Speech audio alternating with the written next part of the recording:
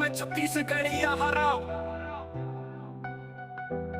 हाँ मैं छत्तीसगढ़िया हराओ। माटी के गंध ला अपन सिर में लगाव। दुनिया में घूमे रही फिर मन लाहे गाँव। गाँव के हर रास्ता में बसे मोर नाव।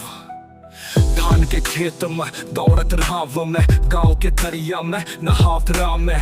गुरचिला ठेठरी परी खा के आमा के डारा में झूलत रहो हाले हाले। हाँ मैं छत्तीसगढ़िया हराओ। माटी के गंध ला अपन सिर में लगाव। खरा बोलव खरा चलव कभू नहीं डरव सीधा सामना करव। छत्तीसगढ़िया का मच्छा मोर पहचान आई। मोर ताई दादा के आशीष मचान आई। नाचा गम्मत पंडवानी में रंग बाजा मांदर के थाप में हवे मोर संग। गाँव में खेलबो तिहार मनाबो। गाँव के सबो संगवारी ला बुलाबो।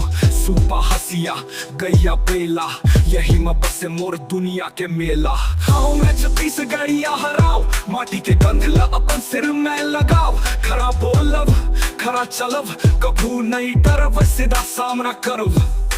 धान के खेत में दौड़त राव मैं।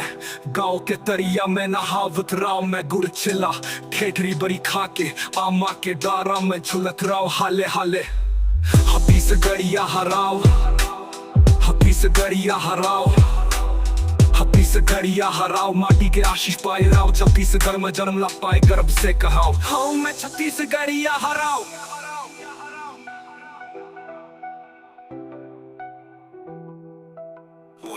गर्व